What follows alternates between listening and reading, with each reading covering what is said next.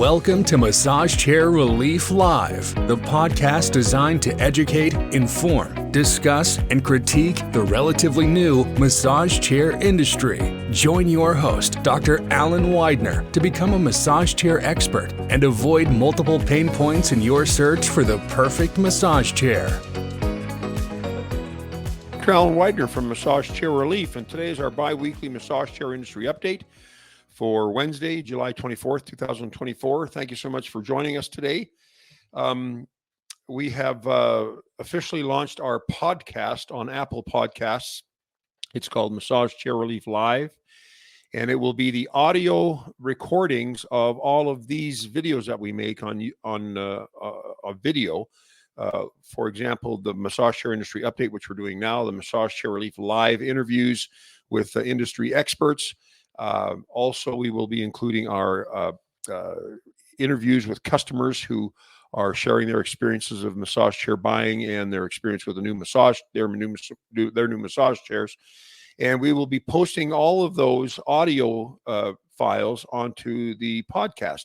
So now you can listen to the MP3 files if you miss the actual video broadcast or the live broadcast. And you can stream them or listen to the podcast while you're working or exercising or walking or driving, so you don't have to watch the video to get the information. But anyways, we're excited about that. We just launched that about a week and a half ago, and we've got 2 episodes up so far. This will be our 3rd one, but we welcome you to live stream and subscribe to our live stream. Our podcast to get notified when a new audio file has been uploaded. Anyways, thank you so much for your support and for watching our videos. And now, of course, you can benefit from the audio as well. Speaking of Massage Chair Relief Live, tomorrow our guest is Dr. Michael Olpin. And I've mentioned Dr. Olpin in the past since him and I have worked together a bit in the past. And he is the author of the only published massage chair articles, and they are based on his database of well over 4,000 customers or clients or patients or whatever you want to call them at his stress relief center at Weber State University. He's a professor there of health promotion at Weber State. He has a PhD, and his expertise is in stress management and wellness. He's the author of a book called Stress Management for Life, a number of books, but that's what the primary book he wrote, which is used as a college textbook in universities across Canada and the U.S. But Michael's a very, very sharp guy, very well spoken, and he's got a ton of information and programs that help not just dealing with stress, but preventing stress and managing stress more effectively, more efficiently. And of course, they use massage chairs in their stress relief center. And we will broach the subject of massage chairs and stress relief. But we invite you to participate tomorrow. You can see the live stream on our YouTube channel, which is youtube.com/massage chair relief. Our Facebook page, which is facebook.com/massage.chair.relief, on our X account, formerly known as Twitter, x.com/massage chairs. And you can also watch it on our homepage of our website, which is massage-chair-relief.com. We will be broadcasting it there above the fold. So as soon as you get on the homepage, you'll see the broadcast on the right-hand side of the main banner. But the difference between that broadcast and 3 other media is that you cannot leave comments or ask questions on the website version. So if you just want to go and listen and watch, you can do that on all 4. If you want to be able to ask questions, or make comments, you've got to do it through YouTube, Facebook, or X, Twitter. Anyways, that's good information, and it'll be a good broadcast, good information from Michael tomorrow. And we welcome you to attend. I posted a video recently called An Introduction to the Osaki High Point 4D massage chair, which is a standard L-track chair, but very strong chair. We received that chair in our showroom some time ago, and we made some videos about it and The first video that we posted was the introduction to that video. So if you want to learn a little bit more about the Osaki Hi-Point 4D, you can do that. You can check that out on our YouTube channel. Our YouTube channel, as I've mentioned before, is youtube.com/massage chair relief. Also, the D-Core, I talked about this as well. I've talked about this as well, the introduction to the D-Core 2 model. Now, D-Core is a Japanese line of chairs that were created by the son of Mr. Inada, who was the founder of one of the very first massage chair companies in Japan. And by the way, massage chairs were started in Japan. They were the first one was invented there.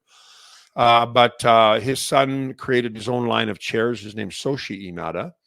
And those chairs had been distributed through Furniture for Life in the past. The distributorship has now passed on to Fujiyorki, which is another Japanese manufacturer. And those chairs, the original chairs, were the D-Core Cirrus and the D-Core Stratus. And those two chairs still exist now, but now they are made in Japan. So now they're called the D-Core Cirrus JP and the D-Core Stratus JP. And but they've now added a new under the auspices of the Fujiyorki factory. They now have the D-Core 2 model, and the D-Core 2 model is just being introduced. We just got our first one in our Arizona showroom, and it's an interesting chair. It looks just like the old one, but there's a few alterations to it. It has an elbow or bicep airbag, so that compresses that area of your arm. A lot of the massage chairs have most of them have arm airbags, but they don't come all the way up to the elbow. So this additional airbag will be beneficial to those who have elbow issues or bicep soreness. And also, it has 10 rollers, not 4, not 2, like most of the previous chairs have had, and not 6 or 8 with the split tracks. If you remember, the split tracks are where the L track is kind of cut in half, and you've got 4 or 2 rollers on the bottom and 4 or 2 rollers on the top. So you can have as many as 4 to 8 rollers. Well, this one is not a split track. It's a regular L track, and it has 10 rollers, 2 of which articulate on the neck, and they articulate independently. And when I say articulate, I mean they function and work at the top of the neck or in the neck, but independent of each other. So if you've got muscles on one side of the neck that are too tight, or you've got a scoliosis or whatever, those rollers will the depth will be adjusted independently based on the tightness of the muscles. And it's a pretty interesting chair. It's a very comfortable chair. If I recall, when I sat in it a few months ago, it was more comfortable than the old Cirrus and Stratus. But the Cirrus and Stratus are now being made in Japan, as is the D-Core 2. So maybe I don't know if they've changed the comfort level of those to make it more like the D-Core 2. But the D-Core 2 is an interesting chair. We're excited to have it. It's a beautiful looking chair. When you see it, it does not look like a typical massage chair. It looks more like a piece of furniture. And I know a lot of people are not more concerned, but are concerned about aesthetics. And so you've got form and function, right? Those are the two battling opposites. You've got in massage chair industry, you've got the function of the chair and having all the airbags and the feet and the calves and the arms and the shoulders. But then you also want to have a nice form in the chair, a nice look at the chair. And a lot of the chairs don't look really like beautiful pieces of furniture. They look like, nicely crafted machines, but have a tremendous amount of function. Well, the D-Core chairs have a combination of both. And, the D-Core has arm rollers and calf rollers. It's got now the new elbow airbags, shoulder airbags. It's a beautiful looking chair, and it's got a nice, smooth, flowing unibody, if you will. A very nice chair. It's got oak, hardwood exterior panels and armrests. The colors, I believe, are I think it's black and beige, or what we used to call ivory, black and beige colors. And and also all the airbags are oscillating. So as you know, know or may not know, some airbags are created to oscillate or knead the muscles, and we see that predominantly in feet and calves. Well, now, and in arms we have sequential airbags. So there's like 3 cells in an airbag, and they work sequentially. So it feels like something's moving up and down your arm to help blood flow and lymph flow. Well, all of the airbags in the whether they're in the waist or the back or the shoulders, they all knead or oscillate. So that's an interesting feature. We've not seen that before. So it's an interesting use of the airbags to add, not just do compression, which is what an airbag is typically known for, but also to oscillate and knead and massage it.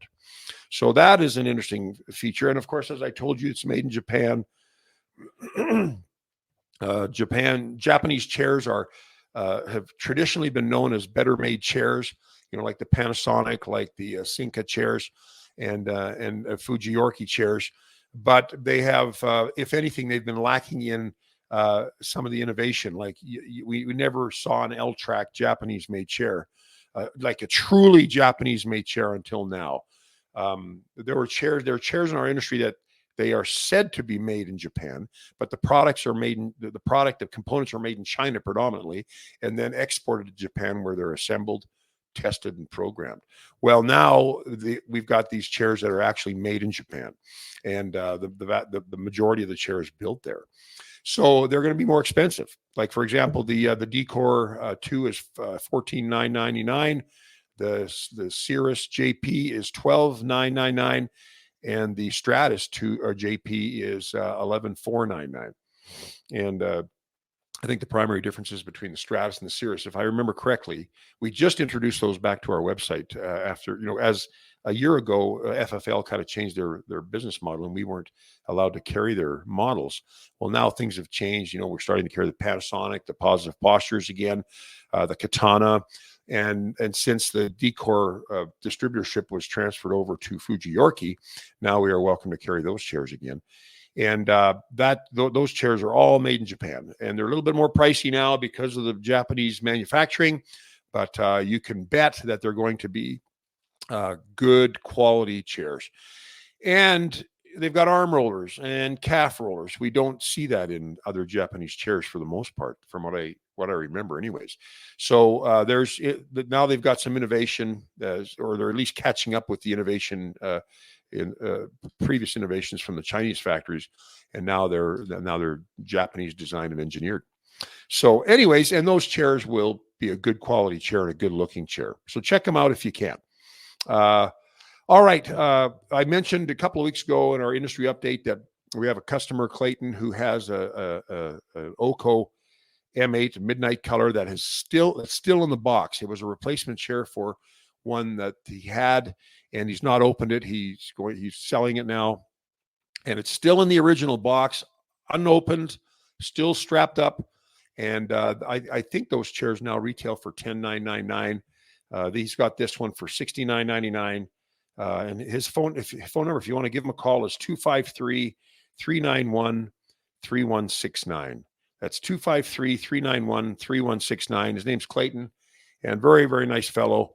And if you're interested in that chair, and it's a nice chair, it's a more gentle, soothing massage, but it's an L-track. It has, oh my goodness, it has a big headpiece. It's got massage rollers in the headpiece, and airbags that push down on the traps. It has the side doors. It was the first chair that had the side doors that open. They open up like a car door. What else can I tell you about it? It has air ionization and has an aromatherapy plug-in. It's a great chair. It's a good chair, and it has 20-minute sessions, but you can set it up so you have 2 sessions occurring independent of each other, one after the other. So you can actually increase your total massage time to 40 minutes, which is rare on a massage chair. Most of them just have a 30-minute max. But anyways, call Clayton if you're interested in that. If you're interested in that chair. Now, in my closing remarks, I want to talk a little bit about something that has always puzzled me ever since I've been in the industry, and it's still puzzling me. But we are taking steps to get to remove the questions and the puzzlement or the puzzlingness of this issue, and that is the issue of failure rates. In other words, what percent of massage chairs fail? And of course, there are cheaper made chairs which have higher failure rates. There's more premium chairs which have lower failure rates. And of course, we have a lifetime labor warranty. So we're interested in chairs that have low failure rates, because I don't want to have to spend money on cheap chairs that break down all the time. But anyways, I won't talk much more about that right now. But failure rates, in the past, I was told that failure rates were anywhere from 2% up to maybe 10%, depending on the quality of the chair and depending on the quality of the components, and basically depending on the quality of the chair itself. I don't think it took into consideration how hard the chair was used, how many people were using the chair, how heavy the person was that was using the chair, if they had pets, and like we had one or two chairs. We have the experience of where mice were setting up nests inside the guts of the chair, and it was affecting the function of the chair. But anyways, the failure rate is the percentage of breakdowns of the chair offering as a whole. So let's say you've got a chair that has and this is based on my previous understanding. You have a chair that is a premium chair that has we used to hear a 2 to 3% failure rate. That means that 2 to 3% of the chairs that were sold had a problem. Now, is that a problem during the warranty phase? Is it a problem for the lifetime of the chair? Is that 2% of the 2% of the chair, or 2 to 5% of the chair, for as long as the chair is just sitting in your room and never being used? So these are all questions that we have struggled with, because we have heard that premium chair failure rates can be anywhere from 2 to 3, maybe 5%. The lesser chairs, like maybe the mid-range chairs, you're looking at maybe 5 to 10% of them will break down. And with the cheap chairs in the market that are made in cheap factories with poor quality control, and you'll see those all over social media, those ones might have as high as 25% failure rate, which means 25% of the chairs fail. Again, we don't know if that is a failure rate. We don't even know if those numbers are correct. Those are the numbers that we were given by various and sundry people in the industry, who would not really tell us failure rates for each particular chair, because I suspect they didn't want us to talk about failure rates and maybe make people think that, oh, that chair's got a little bit higher failure rate. So maybe I don't want to get that model, whatever. But failure rates are an issue, but it is a very nebulous issue. We really don't know what the failure rate is for each model, let alone for each brand. So as you know, we have lifetime labor warranty, which means that we will fix your chair for as long as you own it, even after the factory warranty is over. Now, the lifetime labor warranty is for labor only. We also have recently introduced doubling the parts warranty, which will be even more costly than the lifetime labor warranty. So for select models of our premium chairs, we offer now a double the parts warranty. Well, here's the thing. I don't know what the cost will be, because the cost will be more money than the lifetime labor warranty, because parts are more expensive. I mean, just a roller mechanism alone can be anywhere from $700 to $1,000. Motherboards can be $300 to $400 or $500, and it also depends on where the chair is made. If it's made in Japan or in America, the prices are usually a little higher than the Chinese-made chairs. Anyways, bottom line is we're just kind of, when people ask us, what are the chances of this chair breaking down? Well, the probably the best analogy we have is the automobile industry. The automobile industry has electronics and mechanical things, and there's a warranty on cars, and usually they'll have like a 5-year, limited warranty on a car. But then after the 5 years, you're on your own. And as you all know, a car can be extremely expensive. I had to repair. I had a car. It was a German car, a high engineer, a well-made, highly touted car. It was a pre-owned one. And my goodness, every time a light came up on the dashboard, I got anxious because I knew that it was going to cost me hundreds, if not 1,000, 1,500 plus to fix it. So I got rid of that car. But the thing is I think these warranties, well, I don't know. I've got a lot of feelings about this, and I got to be careful how I couch this. But massage chair companies will offer anywhere from 1 year labor to 5 years labor. For example, the new Decor chairs and some of the higher end Sinca and Fujiorki chairs have a 5-year parts and labor warranty. Well, when I hear 5 years parts and labor, I have a little more confidence in that chair that it's going to last longer.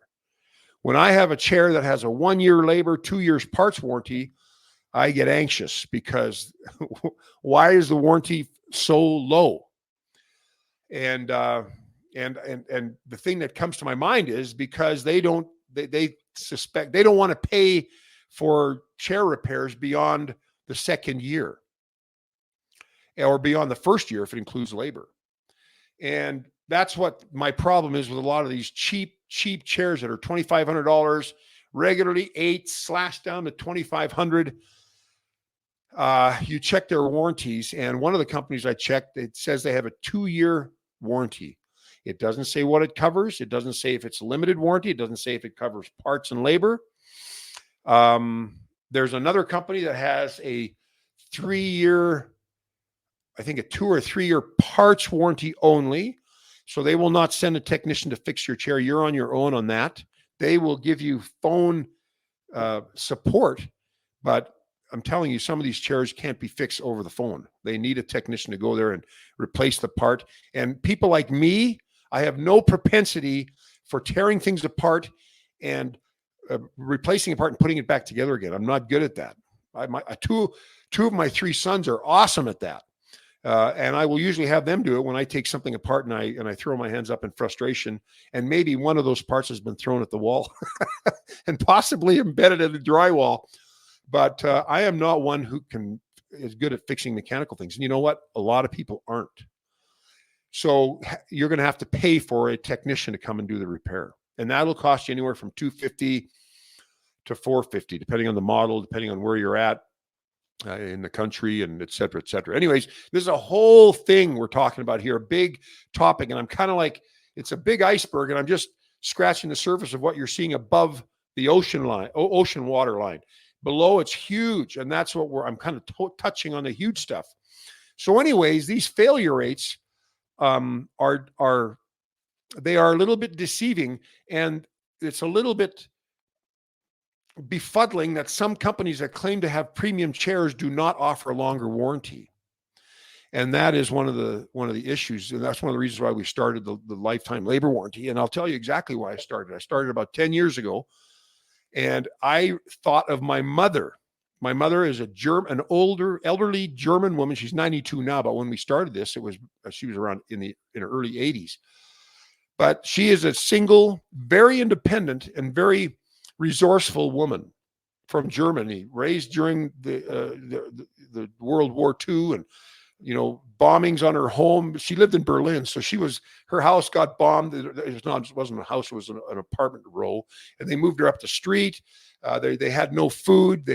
My grandmother boiled grass for them, and they had to walk quite a distance to get water from a well because nothing was working. The infrastructure was totally damaged. So, anyways, this woman. She got a I don't know. It was like, I think we got her like a pad, an iPad, so we could talk to her and she could talk to the grandkids. She could not even figure out how to turn the bloody thing on, let alone have to fix it if anything ever happened to it. She didn't even know where to take it if there was a problem with it. And I imagine my mother having this massage chair and it breaking down the day after the warranty expires, which has happened, and she would be completely lost and frustrated. And as she gets older, she gets more anxious about things. And I thought of my mother, and I kind of got frustrated thinking that she's going to be paying through the nose to fix this chair. Even if the chair is only $3,000, she may pay $1,000 for the first repair. And so that's why we came up with a lifetime labor warranty. And so now we have technicians that will go and do the repair work. And that has taken a lot of the anxiety away. It's very costly for me. Like I told you, it's $250 to $450, depending on the chair. And it may take 2 or 3 visits to be repaired. And it's very expensive. But I thought of my mother, this stout, resourceful German woman who raised us on her own. My dad left when I was like 12, and she'd be like, she would try to do stuff, and then she'd come to me and say, Alan, and she has a strong German accent. She said, Alan, will you go on the roof and shovel the snow off? We're up in Canada, and it's like back then, for what I remember, it was like 2 feet of snow. At least it seemed like it was. But if I wasn't there, she would have gone up and done it herself. Well, she does not know how to repair a massage chair. So anyways, I'm going off on tangents here, and I apologize. I don't mean to do that, but there's so many things that frustrate me about the support and the service end of massage chairs. Everybody is looking for pricing. Everybody's looking for the great deal. Nobody is thinking about what happens if this thing breaks down, and I'm going to have to pay $1,000 for the first repair after the warranty is over. So the failure rates that we were given, I don't believe they're true, and I'll tell you why. Because now we keep a chart of every repair we do that we pay for, okay? And we also keep track of every ticket, every support ticket for even chairs repairs that are still under warranty. And I am finding, much to my dismay, that the failure rates are a lot higher than what we may be told. So we're seeing more chairs breaking down, and still, but that's not every chair, right?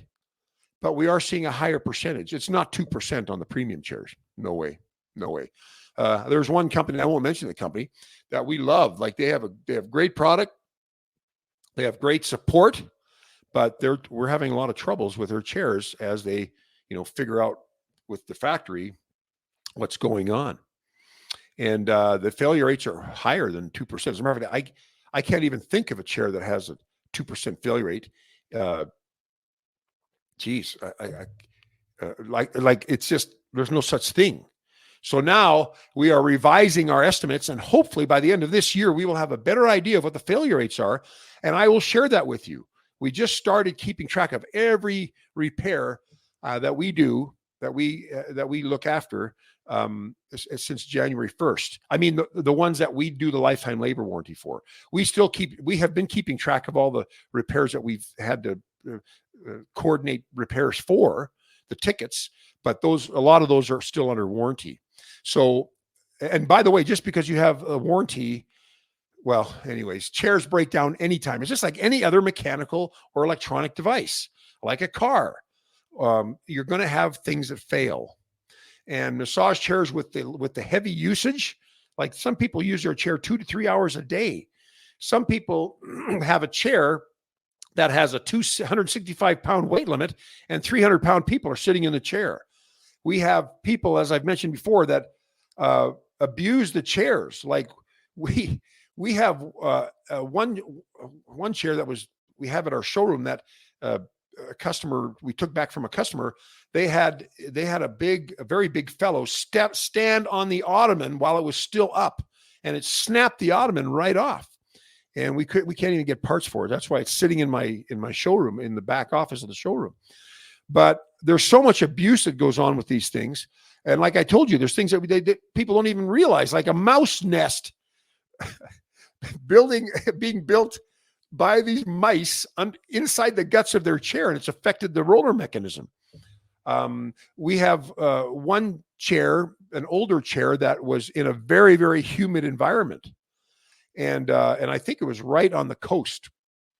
And this old chair did not have, it was before they created more encased components, and the components were rusted out. Like they were rusted out. And so there's all these other factors that come into play. It's not like a stereo amplifier. You buy it, it has electronic and mechanical, well, maybe not much mechanical, but electronic components, and it sits there. Nobody is jumping on it. Nobody's sitting on it. Mice aren't inside it. The humidity isn't affecting it. And you don't have 300-pound people sitting on it. And those things, they don't have as much abuse. And so they tend to last a little longer than something that is used by a human, like actively every day. So when it comes to failure rates, they're higher than we thought.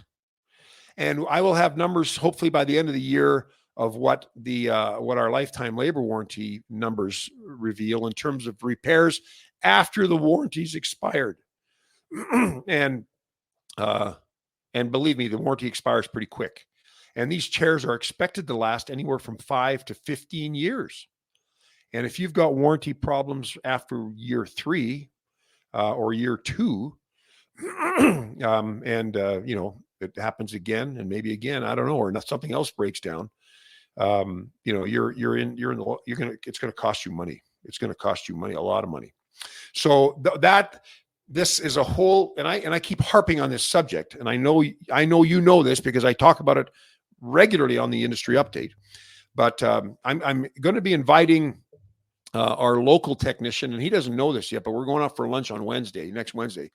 And I'm going to invite him. I'm going to ask him some questions about, like, we're trying to figure out what the cost of parts are and what parts are the most commonly replaced parts. And he's a technician a local technician, is a wonderful technician.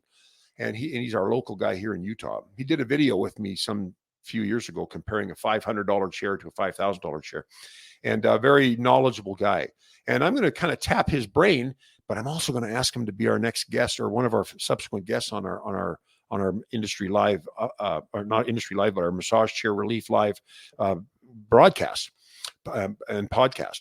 So I'm going to get some more information from him, but we're doing quite a bit of digging around to find out what the cost of things are, how regularly these chairs actually do fail, combining them with the data that we have. And by the end of the year, we hope to have a pretty good idea of what failure rates are.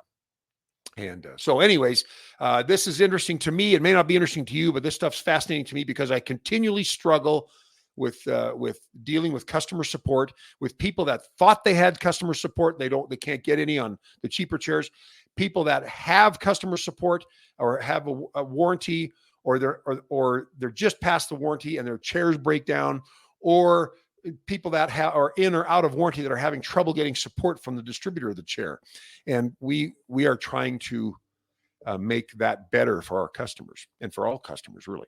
So anyways, I have gone long enough. I hope I haven't talked about too many things that confuse you and make you wonder what the dickens is this idiot Canadian talking about. I'm an American now, but anyways, I'm dual citizenship, but the Canadian in me, when I get a little fired up, you can hear my Canadian accent, and you know that I've got a little bit of that I'm getting pretty animated when you can hear stuff like about and house and a and all that stuff and bloody. That's the Canadian in me coming out. And I do get upset when I talk to people or converse with people who don't think about these things, don't get it. We're trying to protect people from having to spend an arm and a leg on repairs or a chair that's only going to last a year, and what we call disposable chairs, and because they can't fix it, or because the company's out of business, or whatever. So anyways, enough of that, enough of my soapbox for today. But anyways, I look forward to seeing you again in 2 weeks on our next Massage Chair Industry Update. I'm Dr. Alan Widener from Massage Chair Relief, and I hope you have a fantastic day, and we will see you in 2 weeks. Bye-bye. Thank you for listening to another episode of the Massage Chair Relief Live podcast. Subscribe to this podcast and be notified of each episode. Check out our main website at massagechairrelief.com for much more valuable information on the massage chair industry and marketplace.